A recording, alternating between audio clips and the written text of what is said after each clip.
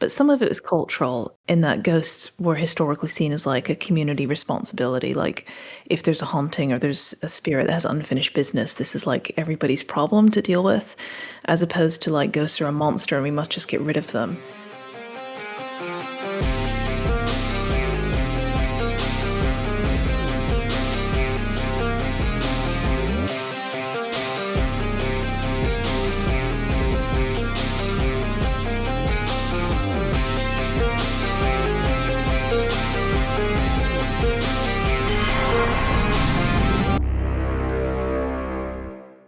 Welcome to the latest episode of the Skiffy and Fanty Show.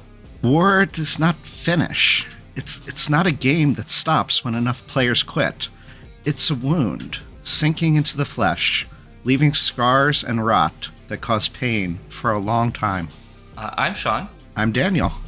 And on today's show, we're talking to multi-award-winning... This is their self-description, just to be clear. Multi-award losing author of speculative fiction, Sunyi Dean. Welcome, Sunyi. Thank you for having me. I did steal that joke from R.J. Barker, but he's since won the British Fantasy Award, so he doesn't get to use it anymore, and now it's mine. Next one for you, then. Yeah, next one.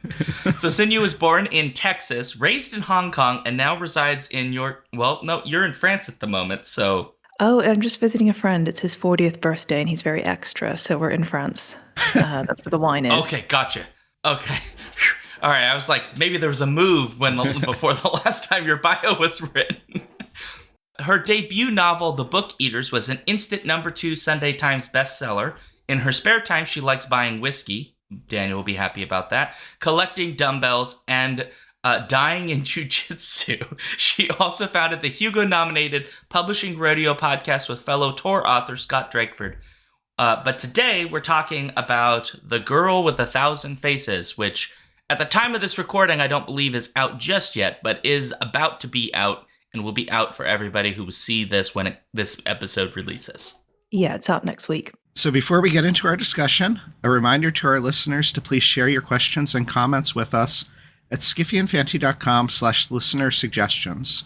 If you aren't already, join us on Twitch for Sean's Alphabet streams, most every Friday at 7 p.m. Central to be a part of our interactive live streaming show format. Finally, be sure to review and spread the word about our show. Help support us through our Patreon and be part of our Torture Cinema polls, live watches, and other Patreons-only events on Discord. A mere $1 US a month will give you all of that power. It's a lot of power. So, torture is a lot of power. Oh yeah, torture is a lot of power. You can make us watch some bad stuff. So, actually, surprisingly, sometimes good stuff. But that's not the point of today's show. So, Sunyi, if you wouldn't mind, it says here avoiding spoilers, because I think that's important. Can you tell listeners about The Girl with 1,000 Faces? Yeah, I can say... I've got it down, I think, to a spoiler-free sort of summary, but essentially it's a story in two parts. And the first part is set in 1975 in Kowloon Walled City in Hong Kong, which was a real place. At one point, it was the most densely populated neighborhood on Earth. And it follows a lady called Mercy Chan, who's in her 50s. She's working for a triad, which is like a Chinese gang, as a sort of exorcist. And she's trying to deal with this ghost, which is infesting the Kowloon Walled City area. And there's a risk that if she can't deal with this problem, their whole neighborhood will be demolished because it's been an issue for a long time. However, the ghost seems to know things about her from her past and things that she did in the war. And to kind of combat this problem, she has to really face some things which she's ignored for a long time. And the second part of the story is set many years before, actually, in 1942, in Hong Kong on the outlying islands, and it follows a girl and her mother who flee the city about 4 days before the Japanese invasion and occupation of Hong Kong, and they decide that they're going to go out to an uninhabited island and just avoid the worst of the invasion. The only people who live on the island are ghosts, which is why no one else is there. This is obviously a really great plan, and they just hang out on this haunted island and everything is fine, and there's like lots of beach time, and it's very happy. Totally normal time on an island. Yeah. Go ahead. Sorry. Oh no, I was just going to agree. Completely normal. The ghosts are friendly. It's what you would expect. Yeah, exactly what you'd expect. It's more like Casper, right? Like maybe sometimes they mess up the dinner table, but like everything's fine. No. So I have to ask a question about setting first, because I'm gonna be honest, I don't see a lot of stories that have the Kowloon walled city as a setting. And I remember learning about that like 20 something years ago and being utterly fascinated about it, because it is a wild place. It's kind of astonishing that the city existed. And so I'm kind of curious, first, sort of what interested you about that particular setting, and I suppose as you were writing that setting, sort of what makes it such a great place to set ghosts and the sort of fantastic in. So I think I've mentioned this, and I have like an alternate bio somewhere. But when I moved to Hong Kong as a kid, because that's where my mother's from and her side of the family, and I went to school in Hong Kong in this place that was called International Christian School, and it was on a campus that was on the edge of where the walled city used to be. So that campus has like a concrete wall and like barbed wire fencing above it, because it used to be right next to Kowloon Walled City, which is now a very nice park with a mall in the middle. And it kind of, you learn about the history while you live there and stuff, and it was just like a part of the everyday, the legacy of that. But then I think as I got older, it kind of, you find it again and again. It comes up in cyberpunk, it comes up in video games, it comes up in all kinds of things, that it's just sort of seeped into like cultural consciousness, I think, for a lot of cyberpunk and sci-fi settings, even stuff like Ghost in the Shell a little bit maybe. So it was always a point of interest. And I thought, when I was sitting down to talk to my editor about what the next book would be, I was very drawn to do locations. I really wanted to portray Yorkshire and the Book Eaters. I really wanted to do Hong Kong for the second one. And it was such a wealth of like interesting things going on. Ghosts in general are just like very, very embedded into Chinese culture, but obviously they're a little bit different from Western ghosts. And I knew that I wanted those two elements, I guess. So it just seemed natural to put them together. For the walled city, one of the things I was curious about while we're talking about that and its history is within the novel, there's a portion of the plot that concerns political machinations to kind of basically raise it and financially benefit from that. So I was curious as I was reading that, is that based on actual historical political sort of machinations that went on over time that you researched? Because I understand you did a lot of research putting together this novel. It's in many ways very much a historical fiction kind of novel.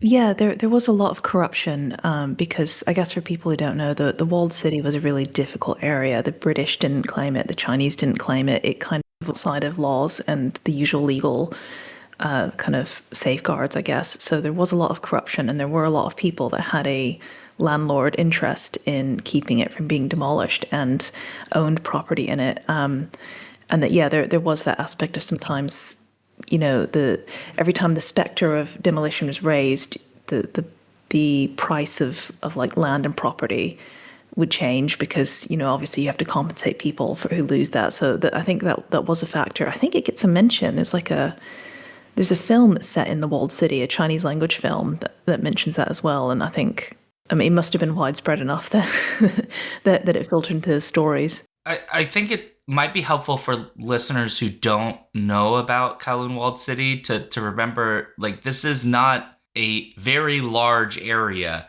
and had like over 1 million people living in it. It's like something like 6 acres of land with like 1 million or something people. And I mean, that when you say densely populated, like, it almost feels like we're understating how densely populated Kowloon Walled City was. And I think also, I imagine in your research, but since you had mentioned the criminal element in this story, since the main character is doing this on the behalf of the criminal element, that obviously feeds into this particular location for this first half of the book. Because as I understand it, the triads also were heavily involved in Kowloon.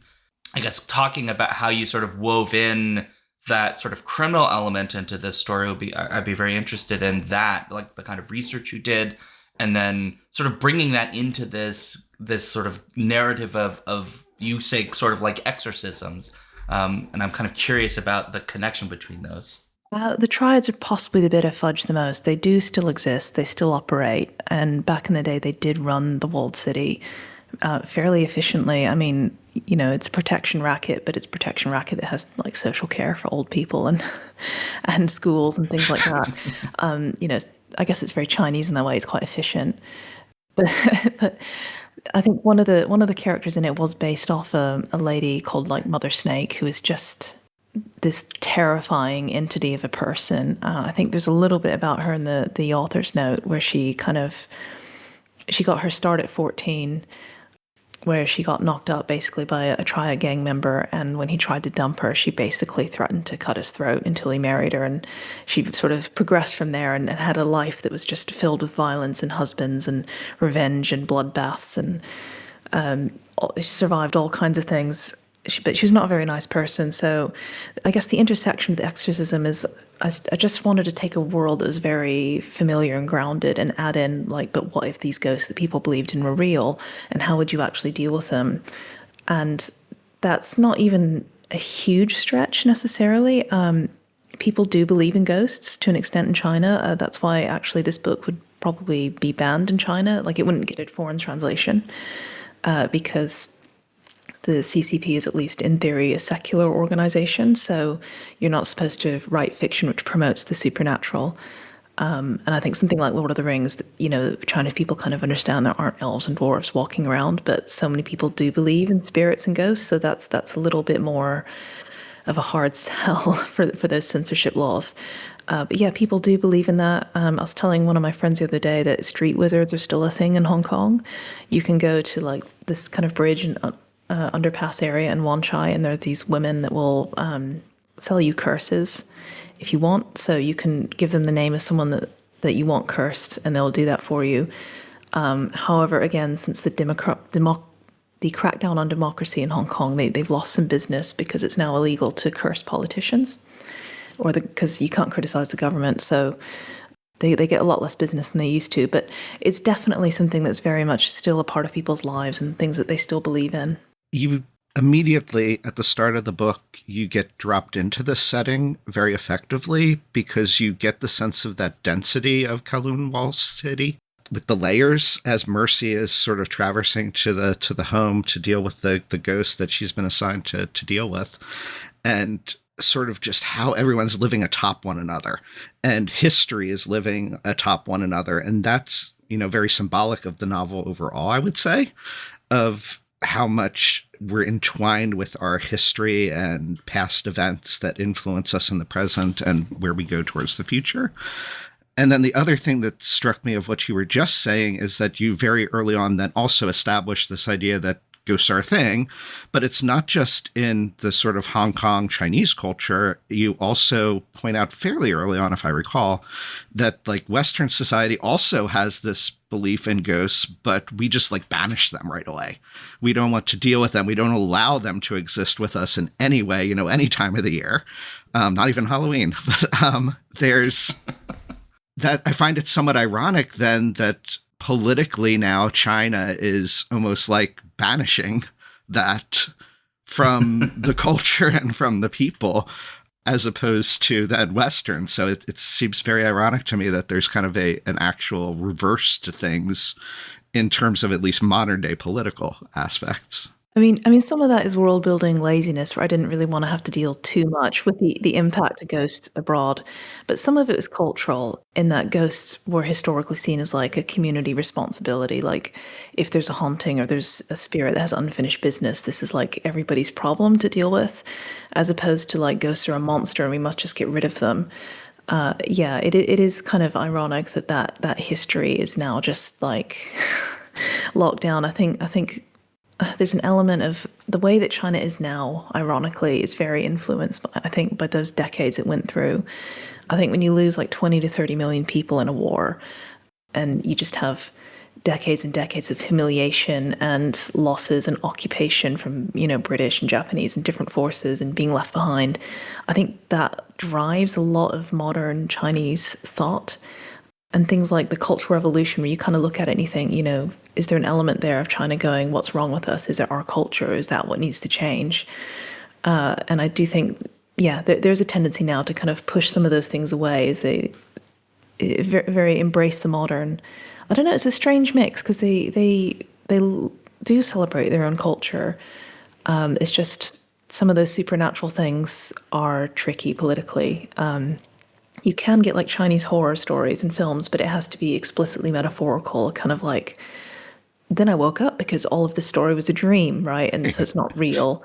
Apparently, you do get a lot of Chinese language stories that kind of end like that to get around those censorship laws.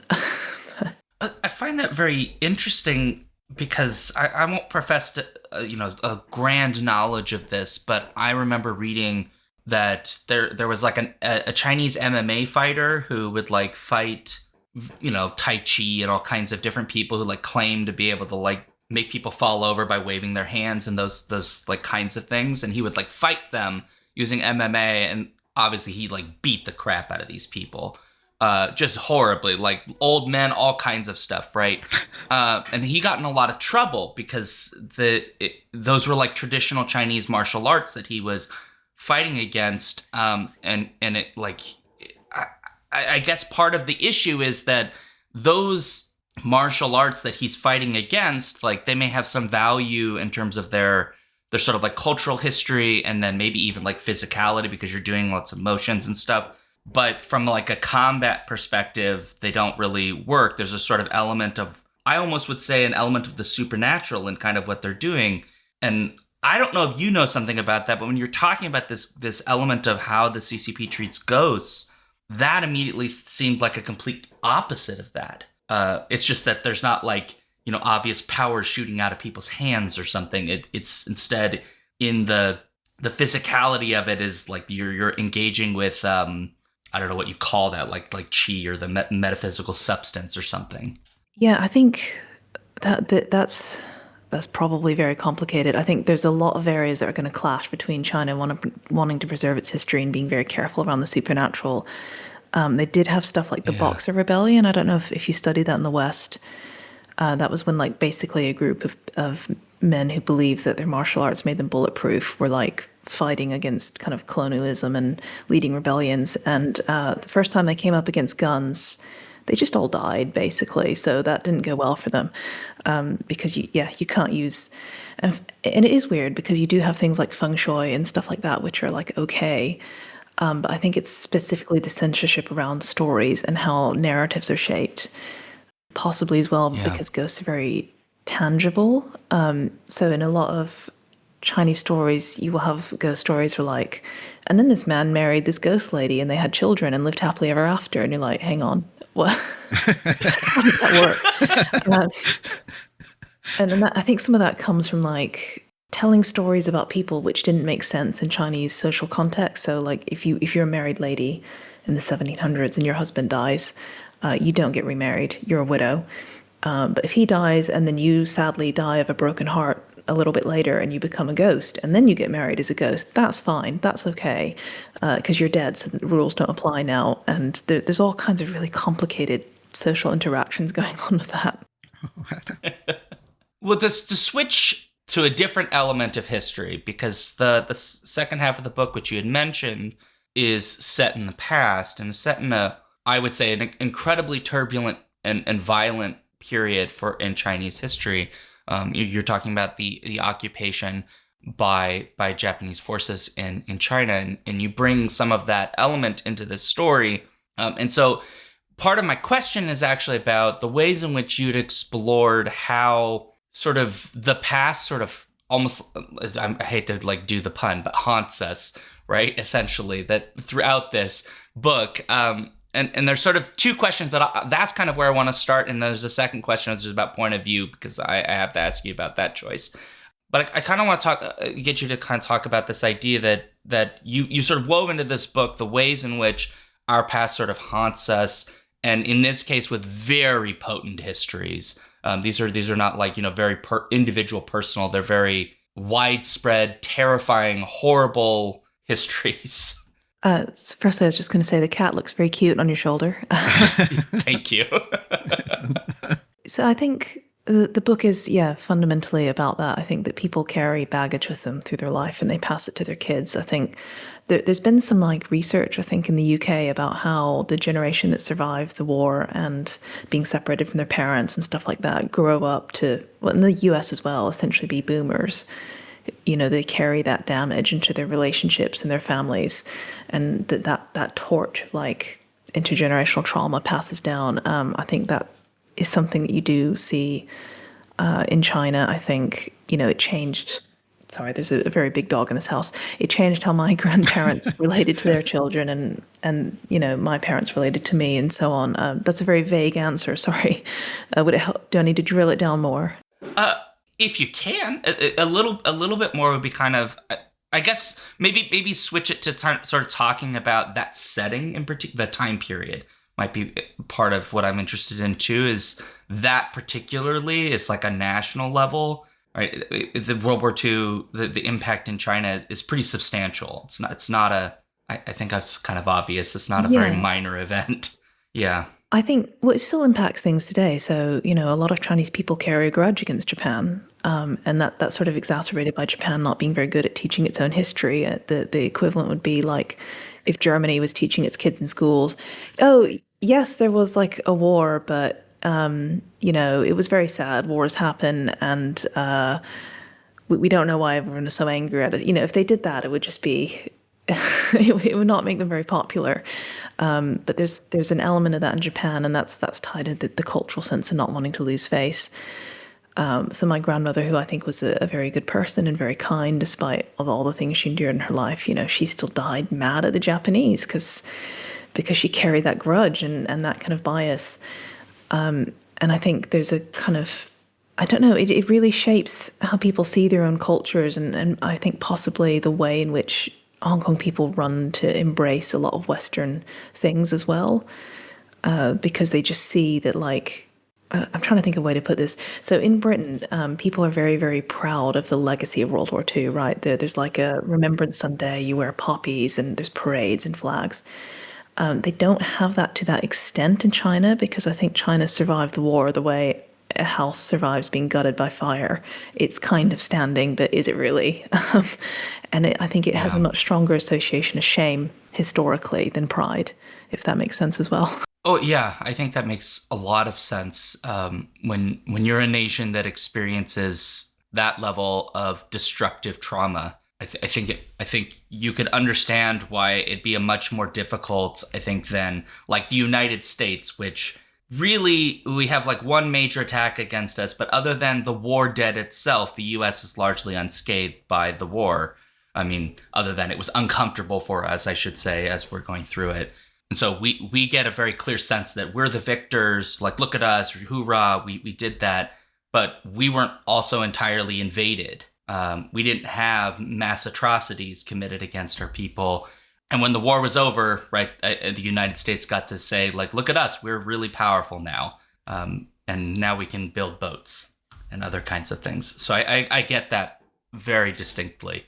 I think it's something that maybe a lot of Americans actually historically don't understand, is a lot of nations that went through World War II like had to deal with the consequences of that at a scale that the US just simply did not, right?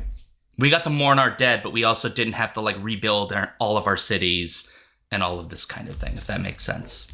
Yeah, it really set China back in terms of their modernity and how advanced they were. And I think they have only really just sort of caught up in the last 20 years or so.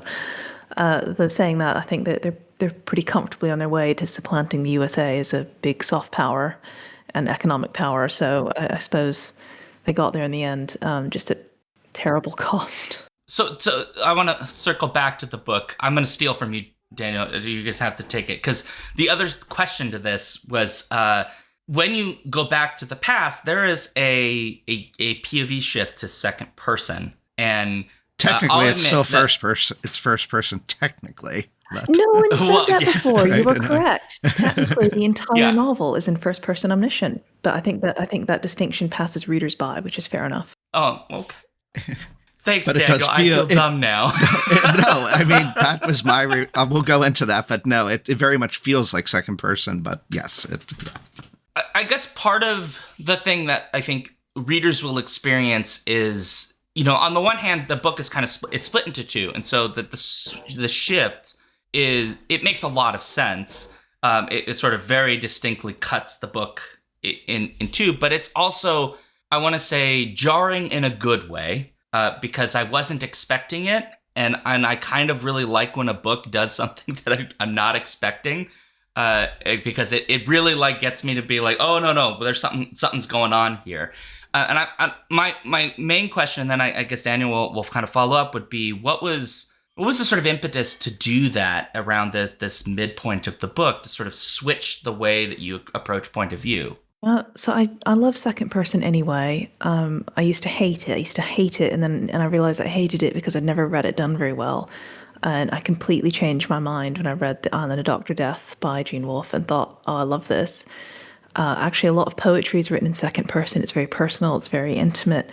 But also, I came to realize that if I wanted to do an effective twist, one of the ways to do a twist where you're in someone's skin and you can kind of, you're very close to the character point of view wise, but still hiding things from the reader, is second person, because the narrator is withholding information for their own reasons, which is a very similar kind of approach that I think N.K. Jemisin does in The Broken Earth. One of the point of views is second person because the narrator is withholding information from the reader while also putting you in the shoes of the protagonist. I do think it's a risk. I do think a lot of people will find it jarring in a bad way, and there are definitely people who get to that point and just bail because they're like, "What's going on?" They wanted the urban fantasy, and that's like gone for at least for that part of the book. So it's a big ask, but I think just it's something that came about naturally as a course of rewriting so much and writing in so different ways. And I think when I originally envisioned it, I had this idea that the book would feel like you're just going down levels, like you're being dragged further and further underneath the water kind of sensation.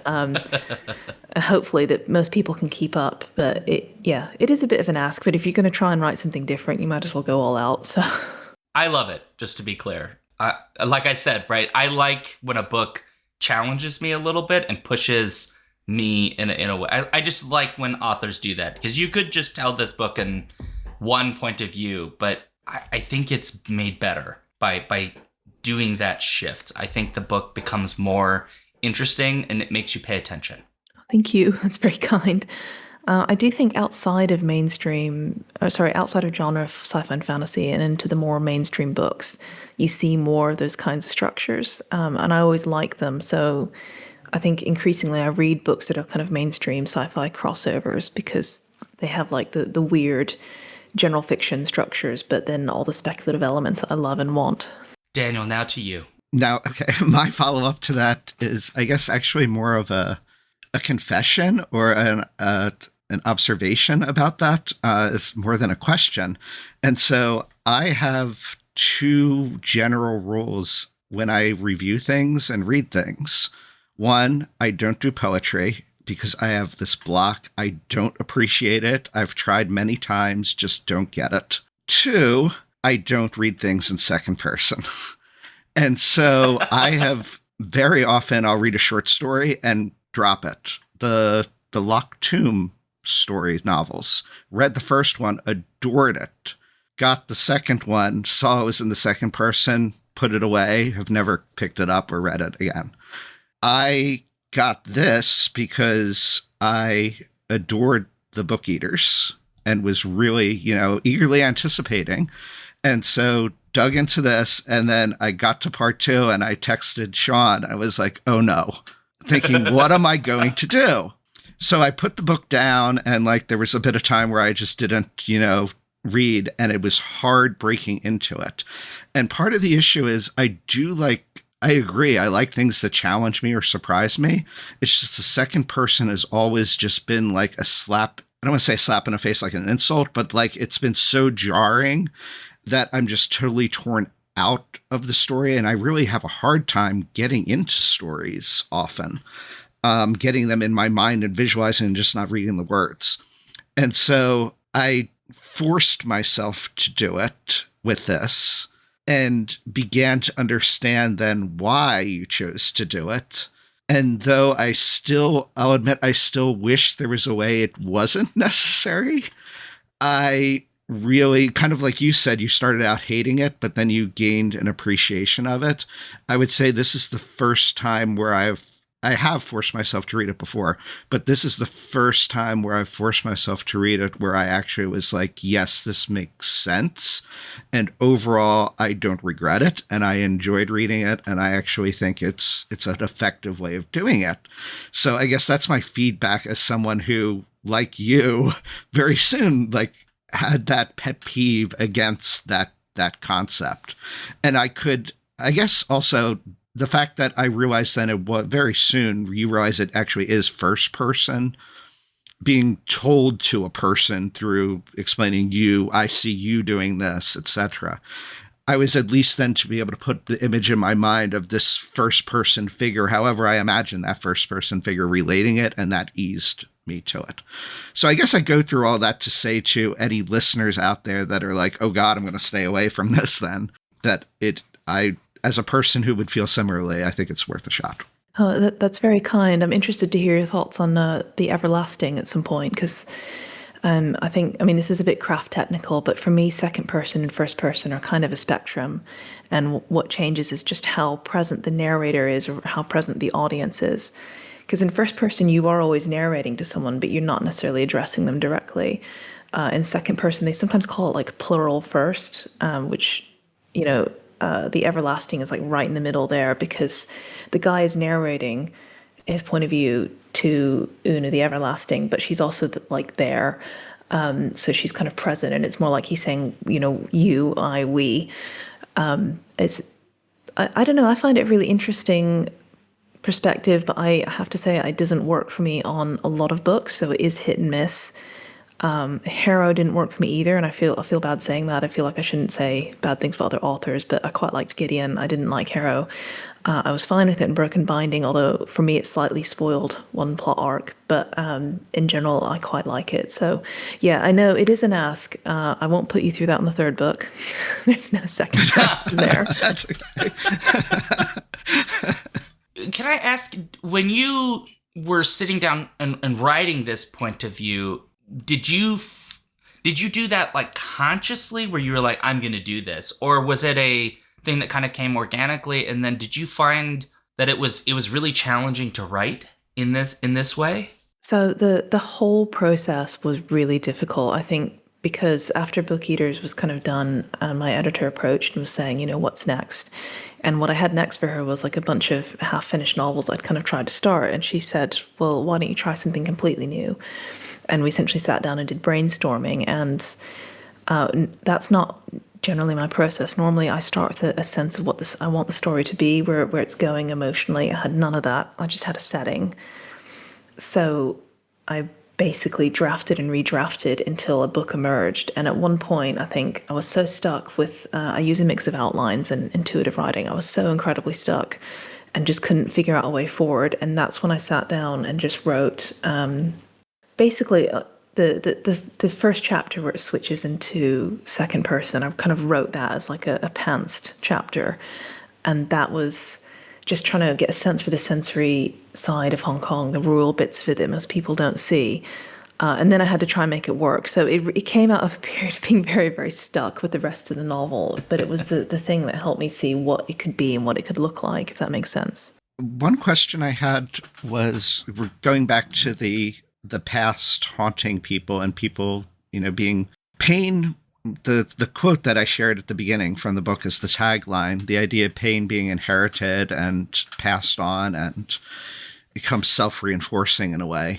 There's elements of that haunting from the past and that pain and the personal aspects of the story, I think, of maybe what you drew from for the novel, that are very gothic. And it's described in terms of marketing as being like this gothic historical fantasy or ghost story. But one of the things that is notably absent from that would be often present in the Gothic genre is romance, to, I think, the betterment of this. But I'm curious, not that I'm against romance being in things. I just think in this particular case, it makes sense to not be an element. But I was curious about if you had anything reflection on that. Yeah. So, yeah, I think I could talk about Gothic literature for quite a while. I do like the Gothic. Actually, one of my title suggestions early on was Hong Kong Gothic, which I'm so glad we didn't go for because it didn't fit the book. And also coming out in like within weeks of Japanese Gothic would have just been horrible. um, because I need to read that book. I think that's going to look amazing. That book looks amazing to me. But anyway, yeah, so there isn't any romance for reasons which become apparent in the story, unless you're a fan of like necrophilia and or incest, basically. So the characters involved. Yeah, I'm not a huge romance person. I'll be really honest and say that there wasn't romance in the Book Eaters when I first wrote it. There was a kind of like a suggestion of attraction because Book Eaters was written when I thought, oh, I'll have to do a series. Everyone always does series in fantasy. And then Tor was like, no, no, we think it should be a standalone. Is that okay? And that was great news to me.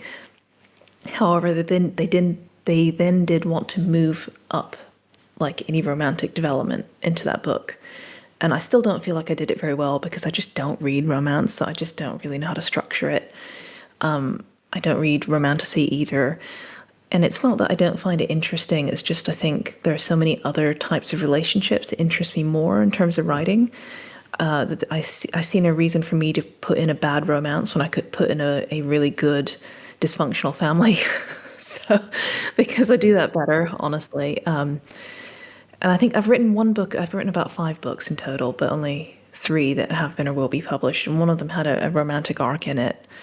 And I remember finishing it, looking back at it and going, oh, this is just like a total self-insertion. And I think if I write romance, it would just be that. It would just be a complete self-insertion in a way I don't want to do. So yeah, it stayed out of romance because I think there was no scope for it as well.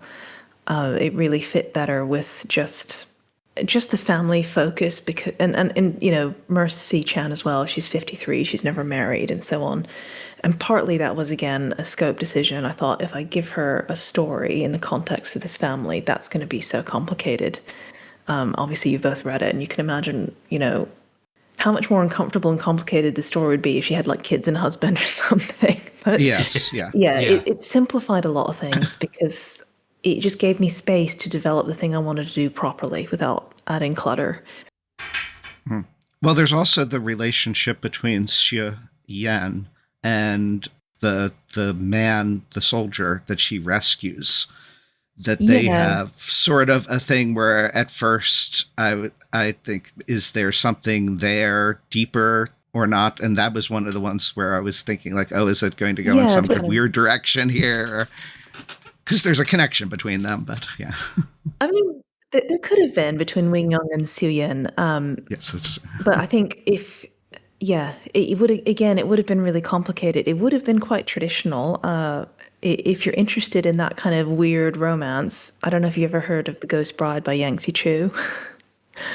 So that is based on a real practice where a living woman would be married to a dead man. And this was done because they believe that if you know if a young man dies, he's unmarried, he goes to the afterlife, he's not got a wife, and that's a problem for wealthy families. They want him to have a wife. So they would get like a poor girl, a girl from a poor family, and marry her to their like literally like have like an open casket kind of marriage ceremony.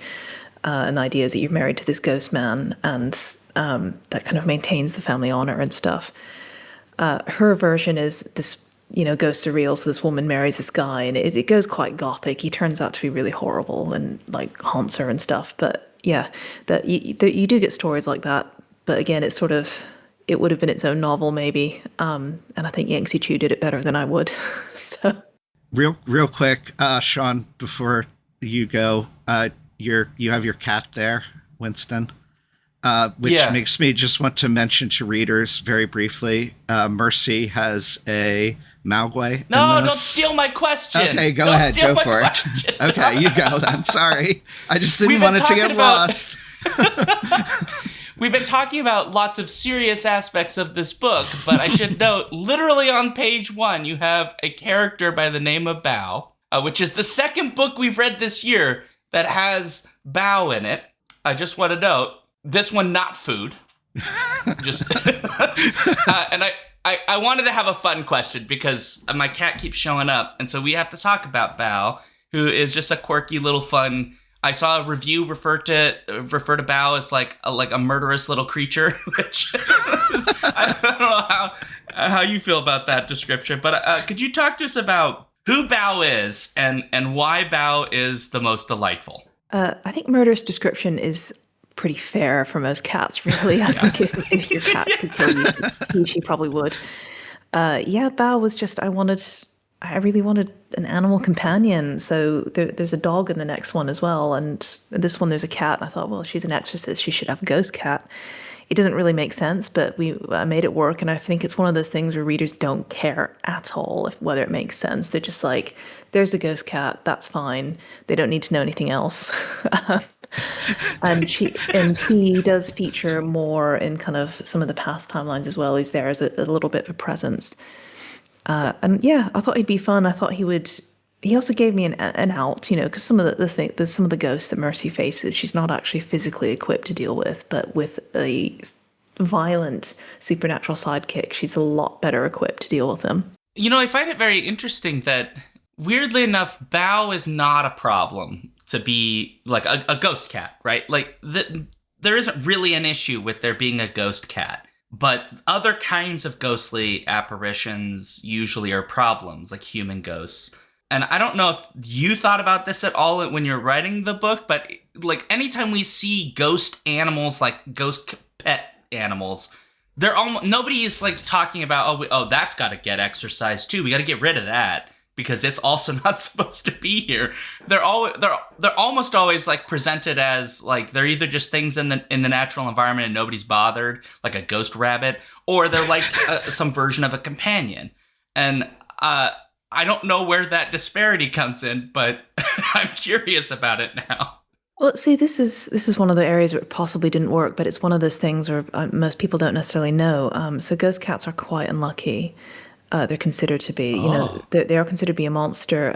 If you've seen Gremlins, they call the Gremlins Mogwai. It's the same word, Mogwai, but they spell it weird. I don't know why they picked that word. It's still weird to me. But yeah, so ghost cats are a problem. And you did used to get superstitious people who would kill dogs to create a dog ghost to deal with the ghost cat. Oh. So they weren't necessarily keen on having them around. Well, that changes things. Why don't we see that more? I mean, I feel bad for ghost cats, but... Well, as a microbiologist, I wonder, like, aren't there, like, billions and billions of ghosts, like, Bacillus anthracis that could, like, cause, anthrax if we don't exorcise them? Like, why is it just these living things have... Anyway. I'm sorry, Daniel. I don't know that we're prepared to think about ghost anthrax. This is what I think about. That is very interesting. Go ahead, please. I was just saying, it's probably all that stuff is like from reincarnation, really, isn't it? It's like what Buddhism has borrowed from Hinduism and brought across. And it's interesting. The last I didn't question. know, by the way. Oh no! I have to go back to the Gremlins thing. Sorry. Okay, no, that's fine. I didn't know that word in the Mogwai, right, is actually like a. Because the Mogwai is not inherently a bad thing in the Gremlins movies. It's just when people do stupid things with the little Mogwai, right? Like, but yet I guess technically the Mogwai in the story is unlucky because how do you keep the darn thing away from food after midnight and water? It's just a weird name choice because Mogwai like literally means cat ghost. Like Gwai is like the ghost and Mao is cat because they have like a the name of cat is like what they sound like. They make meow sounds, so they're Mogwai. So it is like literally this is a cat ghost, but it's a gremlin. I don't know why. But on the other hand, they did rescue it from that Chinese guy, didn't they, or his store? So maybe he looked at it and thought this is the closest approximation of what he can think of. Cat ghost? I don't know. It's a demon. They didn't rescue it. They straight stole that. They stole it. Yeah. Yeah. The guy has to come at the end of the movie and take it away because he's like, yeah, you're not ready. Western people are not ready for this creature, and he is completely correct because Gremlins 2 exists. Right. I wonder if it's one of those things where like they didn't really look at the word at all. They just picked a word that sounded fantastical in like the same way where people get like, Chinese letters tattooed on their bodies, but they in no way did their due diligence to make sure it says what they think it says. So they get like, like bunion on their ankle or something.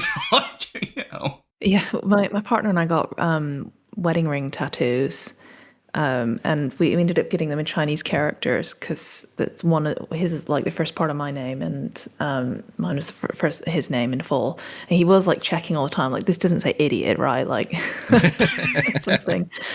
But yeah, it was an interesting choice, I guess. Malguai, I guess. Because they're just like known as a type of demon, and I was trying to get out of my mother like, how do you define the difference between demon and ghost? And it was very hazy, and she didn't seem to really understand. And eventually, she just said like, "Well, you're writing fantasy, can't you just make it up?"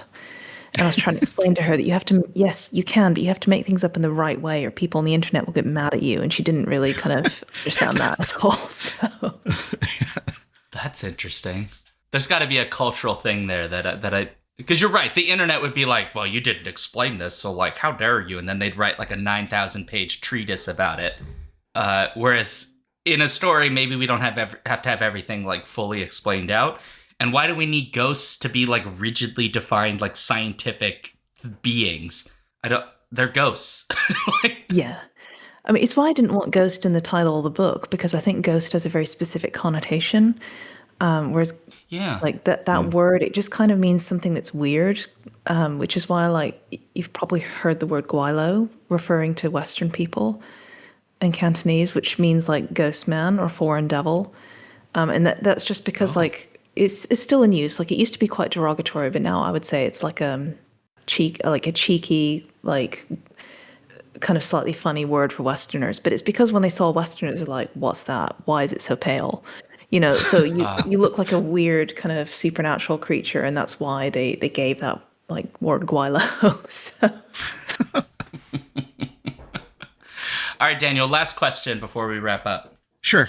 So my last question, I guess, is a broad one to this book is ultimately, I guess, from my perspective or interpretation about generational trauma and the haunting of that. And my question, I guess, is how did you deal with coming up a resolution for that? Because generational trauma is something, it just keeps perpetuating, like that wound that keeps digging down in. And so was the ending of this something that you struggled with? Is the resolution you come up with something that you started with? So I guess that would be my question of curiosity.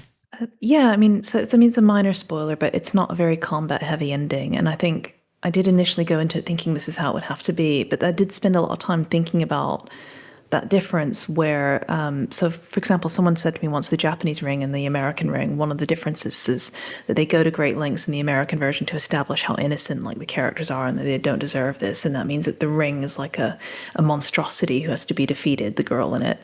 And that's very different from like, it doesn't matter who caused the curse, it's just become our problem.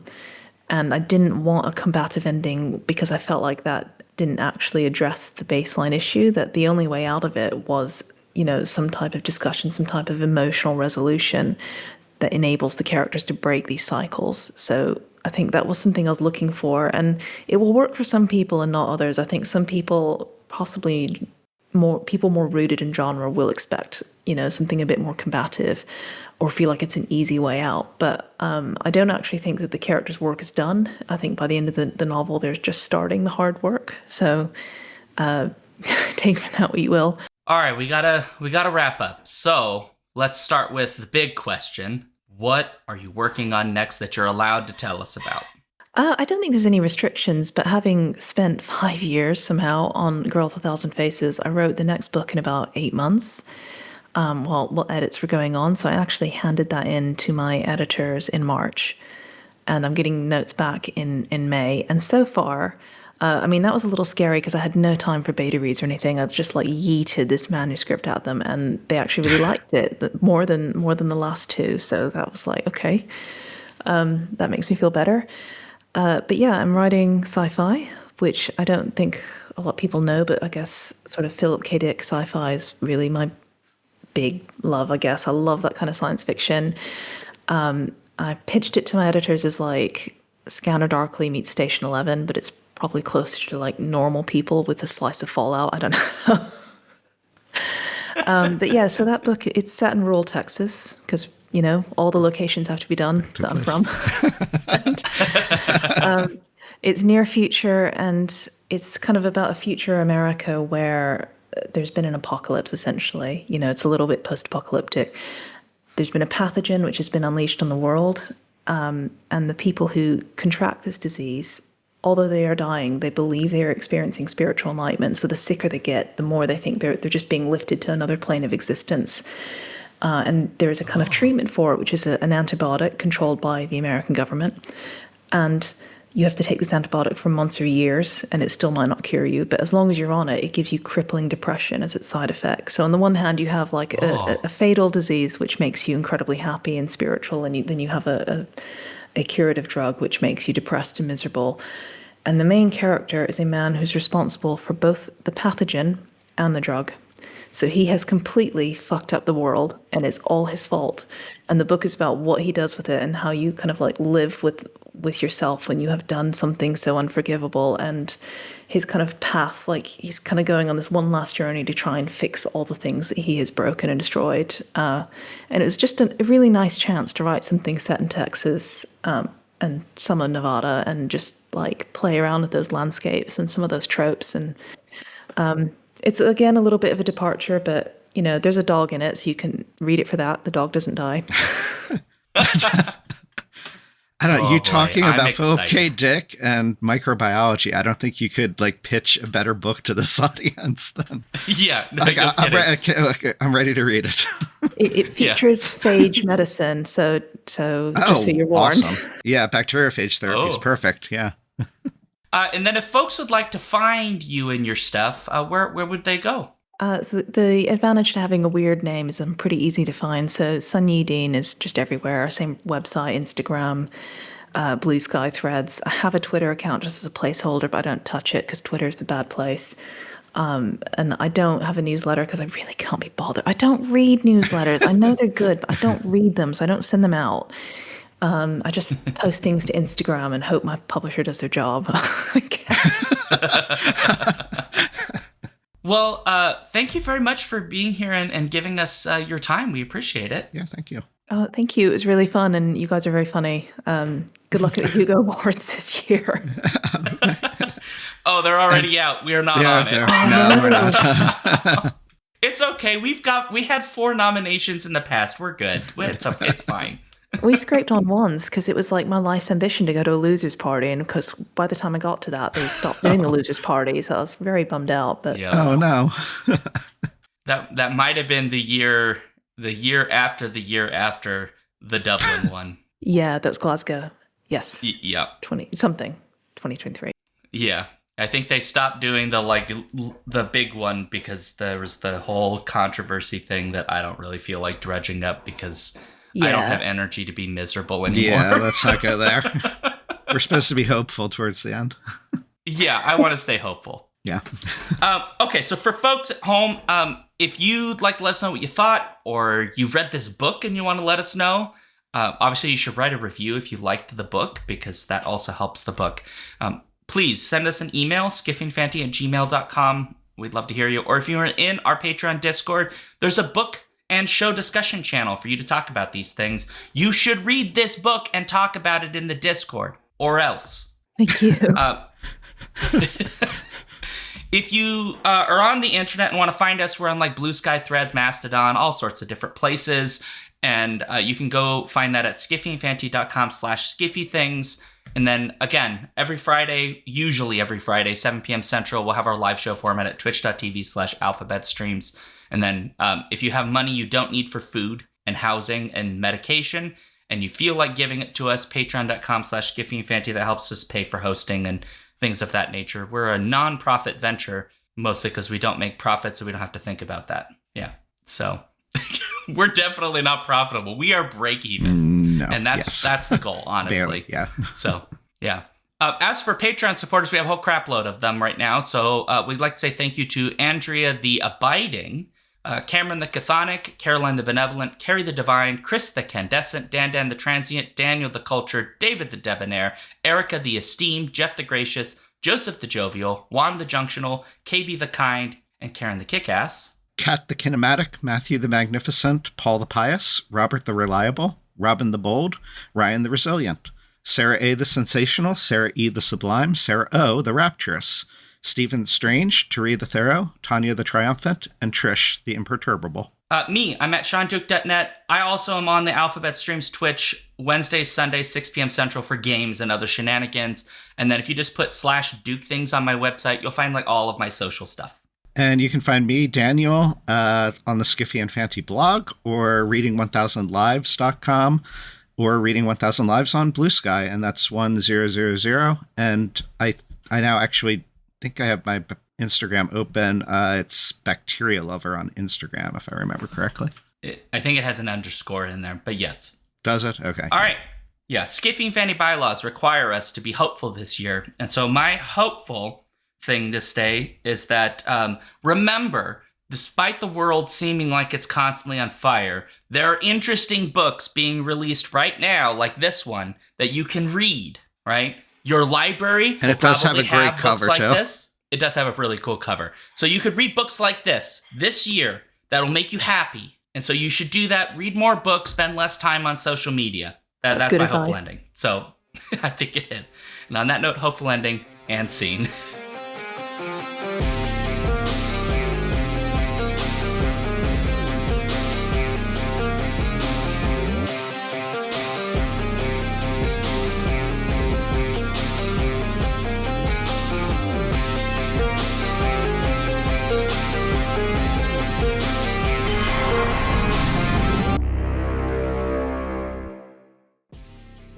If you want to support this show, you can go to patreon.com/skiffyandfanty or skiffyandfanty.com, our website, where you can get access to all of our fancy things. Our music comes from Holy Mole. You can support him and his work at patreon.com/holymole. Thank you for listening.